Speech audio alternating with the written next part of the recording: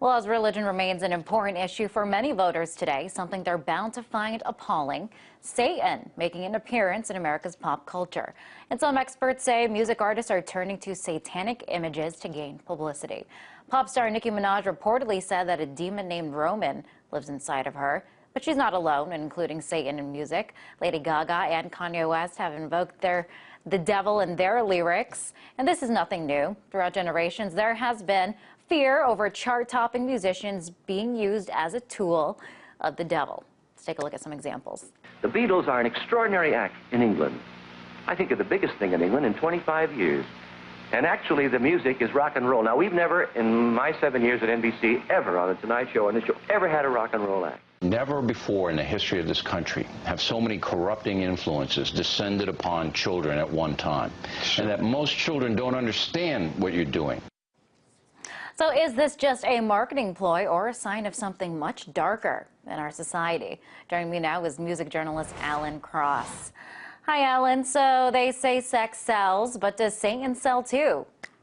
Oh, Satan has been a very good salesman for as long as rock and roll has been around. I mean, this is something that naysayers and people who have objected to any sort of rock and roll have been talking about since the 1950s. Actually, you can go back even further to the rhythm and blues scene of early 20th century America, and the story of Robert Johnson, the Mississippi blues man who apparently sold his soul to the devil at a crossroads somewhere in Mississippi, and in exchange for that, he got this amazing talent, this amazing ability to play guitar. And then, of course, he died a very strange death. He may have been poisoned, or he was probably killed. But yeah, this is something that's been around for a very, very long time. It's just interesting to see it come back again in a new guise. And exactly what you just said, we have seen that this has happened throughout generations, and now this invoking of Satan in music is seen as controversial, but we also saw it in the Beatles, in Elvis. They have accused of being on the wrong side spiritually. So are the fears any different today?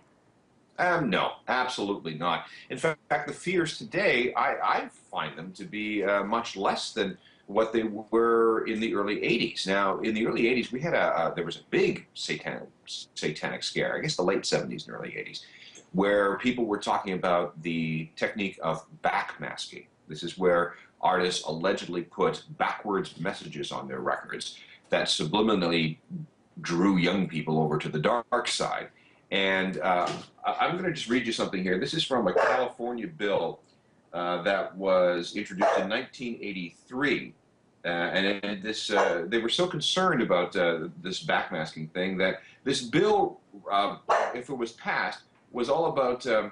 Well, let me just read it. The California bill was introduced to prevent backmasking that, quote, can manipulate our behavior without our knowledge or consent and turn us into disciples of the Antichrist. That was a bill introduced in the California legislature in 1983.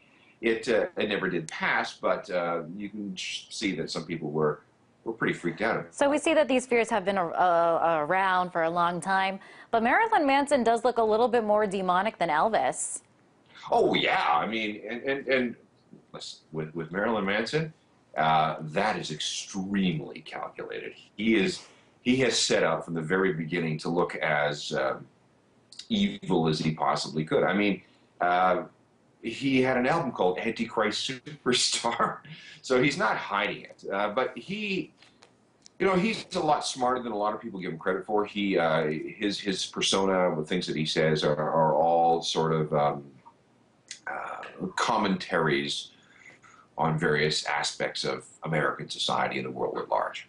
All right, and critics say that people like him and other pop stars, like we mentioned earlier, or hip-hop artists, that they are setting a dangerous example for today's youth because pop stars, they idolize these stars that are talking about Satan. Is this a legitimate fear? Oh, here we go, blaming Satan again. Yes, the pop stars are about to turn a whole bunch of young kids into Beelzebub's minions. No, listen. I mean, every once in a while, you're going to get somebody that's a little fanatical about things and maybe veer into that territory. But for the most part, I mean, listen, If you really want to get freaked out, go buy a Deicide album. The singer has an upside-down cross on his head. If you want to get really freaked out, go listen to some Norwegian black metal. These are bands that actually advocate murder and burning down of churches, and they have burned down churches.